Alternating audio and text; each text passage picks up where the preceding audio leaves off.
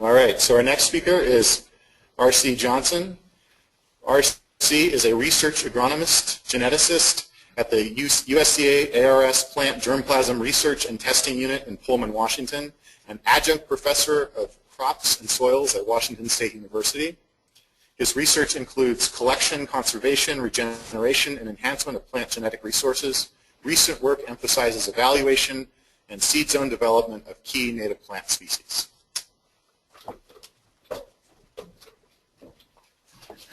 Thank you, Francis. Well, I've got a title here, a general title. This is going to be really about two things. I'll give you an outline in a minute. One is about our activities in native plants at the gene bank in Pullman, part of the National Plant Germplasm System, and the other is sort of an amplification of genecology research that Francis was talking about.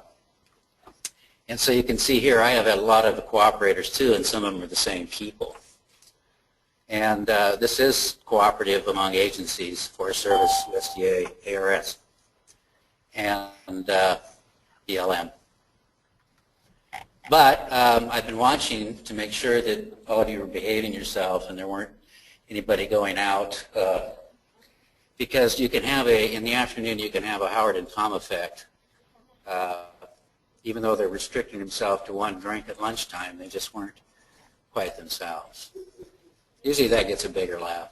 I was a little ambivalent about it in the first place. But. So here's the outline.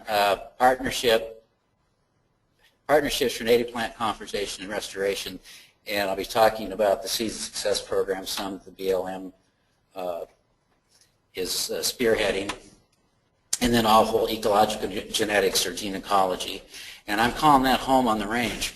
And and I'm going to talk a little bit about the other approach that's been the more common approach, and that's sort of finding ecotypes and planting them over a large area, and I call that don't fence me in.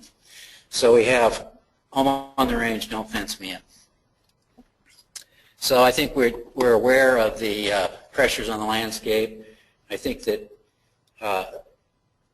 we've had an increasing interest, at least I have and the station has, in collecting and conserving more native plants materials because of these kinds of forces that are going on on the landscape.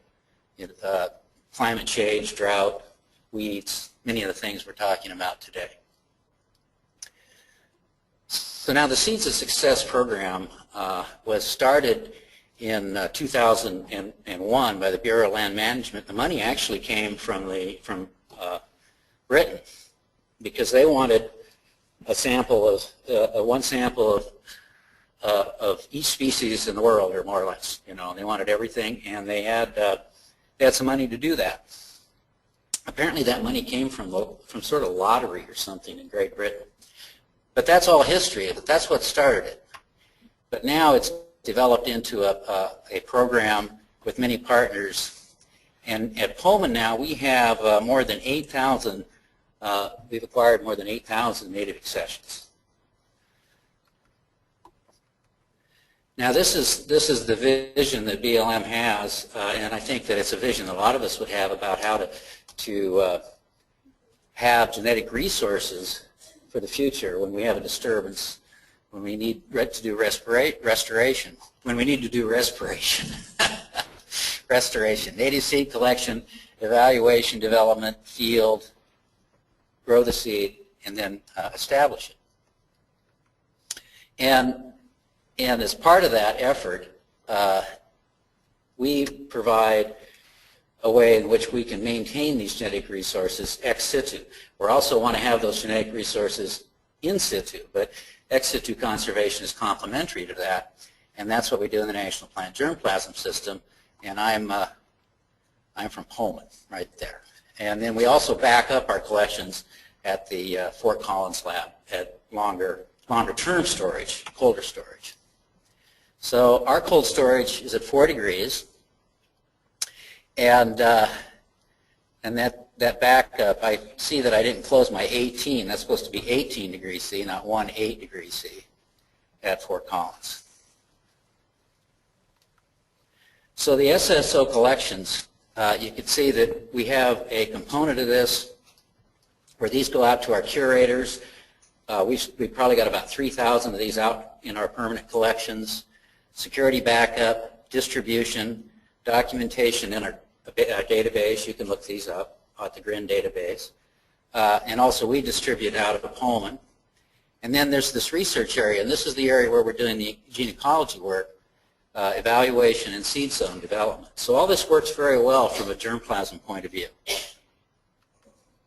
And I was I'm kind of excited about the amount of distribution we're doing on these. And you can see here, these are seeds of success materials out of Pullman being distributed, or not out of Pullman, just Pullman, out of the National Germplasm System. And this is the distributions by year, and you can see that, you know, we're distributing 400 or 500 packets a year, and about 300 taxa, and about 150 seed orders. If you look at the cumulative amount of distribution, about 2,500, and this is from 2012, and we're doing another 500 or 600 this year. So it continues to be, there continues to be a lot of interest in distributing this material. And who are we distributing to? We're distributing to seed companies, state researchers, federal researchers, and various kinds of educational institutions. So this has an impact on the amount of research that people can get done in native plants. So then we have restoration. So this is kind of shifting to the genecology part, restoration and the choice of germplasm. So I'm dividing it up in kind of a crop-based approach and kind of an ecological-based approach.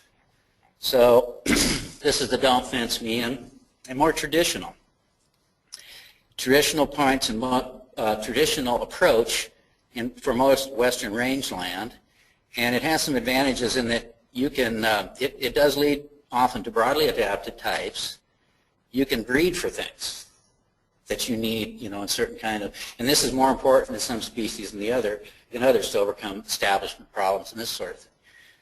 But you may have less genetic diversity. There may be types that interactions with other plants, and so you may be swamping other types of plants out there by using very robust types. Whereas the ecological-based approach promotes in situ conservation, requires seed zone development, more diversity used, and scope for future natural selection. So you have to have diversity out on the landscape to get any of those evolutionary changes that you might be interested in. And establishment of some species because of difficulties in establishment can be a problem, and sometimes not. And it's new, so it's not traditional, and that always causes trouble. But here's an example from Mountain Brome we did a long time ago, and the Bromar is the Mountain Brome cultivar that is most of the time used in restoration. And what this shows you is, this is like, we had over 100 of them from the Blue Mountains. There were 14 or 16 from the the Oregon Cascades over here. They kind of grouped over here. But Bromar is over here in the corner. It's completely different. It's the strangest mountain brome, and that's the one we're putting out. You know, you can decide, but does that make sense? And it is a very, you know, here's a mountain brome type. See, it's just, you know, compared to, you look around the plant, it's just a big muscular kind of thing. And that's the one I'd choose if I was looking for one that was going to produce. I'd get the mountain brome. But do we want it in all locations? So genecology sort of addresses how do these things fit the climatic zone that they originated from. So here are the steps. I'm going to go through these steps, and here's some maps of stuff that we've done. And Francis mentioned the blue bunch wheatgrass is finished, and they're working on the prairie June grass. And I'll show you a slide of some other species we're working on. But first, you collect germplasm over a large area. Common garden studies use multivariate statistics to reduce the number of traits. You link that to location climate, and then build regression models and map it. So just a word on collection, and I see here's Walter Kaiser. He came in, he's my collection partner. He does all the work. But this is a picture of when we were collecting in Silver City. You know, Silver City in southwestern Idaho. Have you all been there? Anybody been to Silver City? Yeah. Have you seen these two guys on the bench? They are always on the bench. Collection. Then we do the common gardens, and as Francis said, it's morphology, phenology, and production traits that we look for, and we'll have, you know, 1,500 to 2,000 plants out per garden, and we might have that at 2 or 3 sites, 2 or 3 years. So it's a crushing amount of data sometimes. And then multivariate traits. These can cause a lot of confusion. I know they can confuse me before I kind of started thinking, you know, more abstractly, I guess. But this is like if we had just measuring 3 things, we'd have 3 principal components, PC1, 2, and 3, and they would have each of these in them, and you would have a certain amount of variation explained by each one of them. It would total 100%.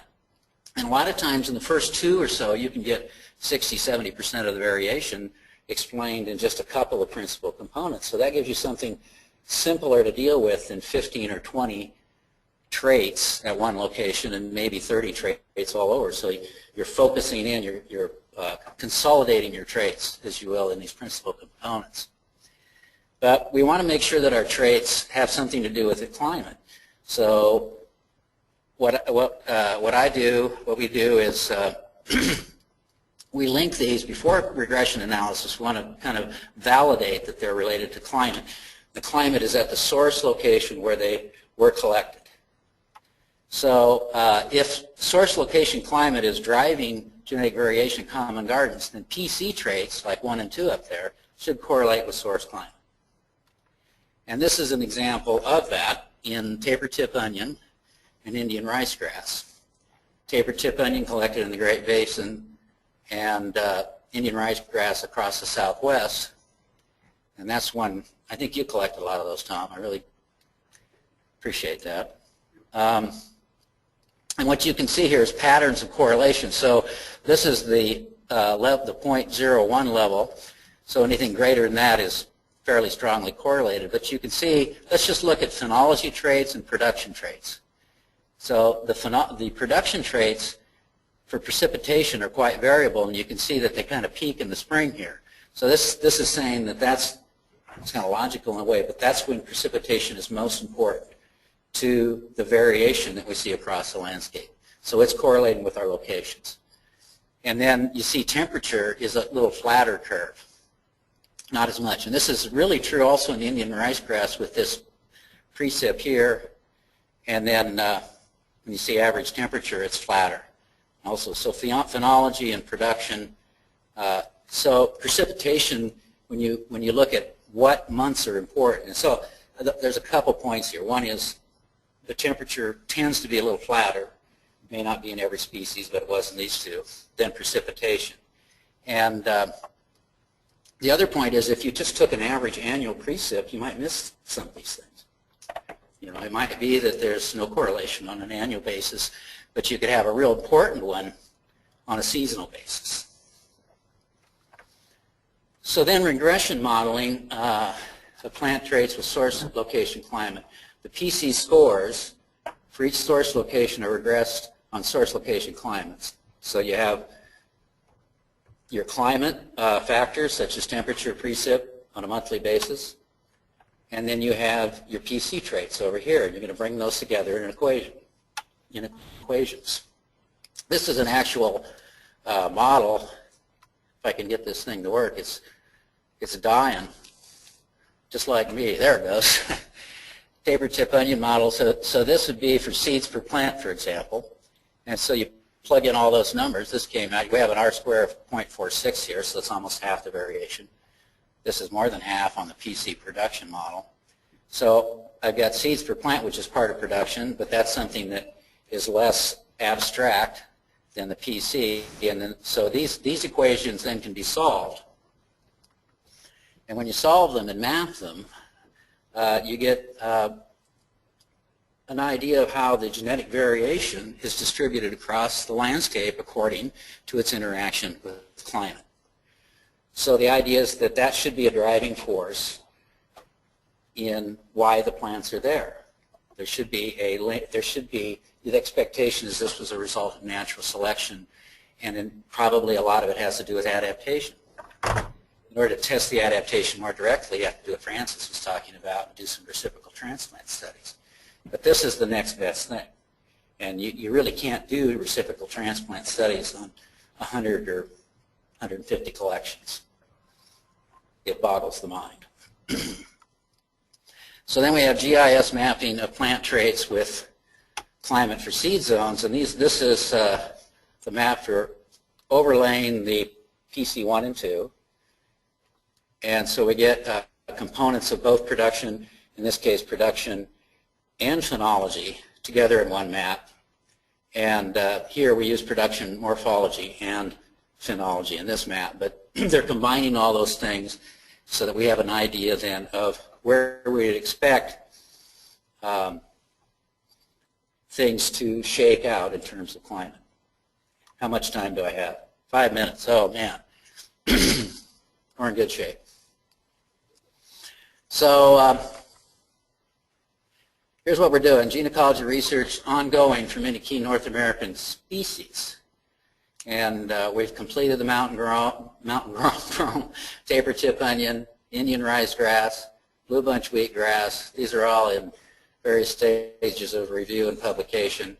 I need to work on the sandbird, Thurbers, data collection.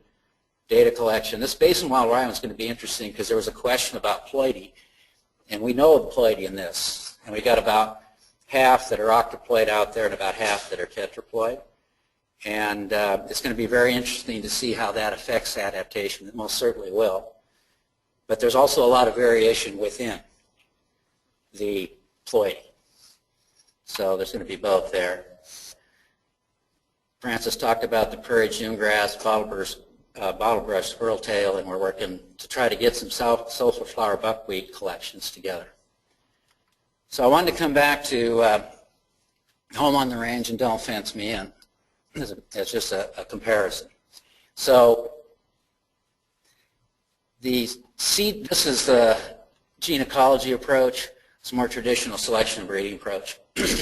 Seed zones link local genetic variation with source climates for apparent adaptation, presume fit with other plant and animal species, promote restoration with diverse plant population needed for evolution with climate change or other factors. Some species easier to establish than others, not traditional. Selection breeding can, this is on the other side, this is more what we've been doing. I often wonder, you know, if sagebrush was Douglas fir, where would we be? You know, we might have enough money to actually do all this work. That's been kind of the, you know, see so much going on here that requires support. Selection breeding provide wide adaptation, but the gene pool is also narrow, as can be. Seed production established can be enhanced for difficult to grow species. On certain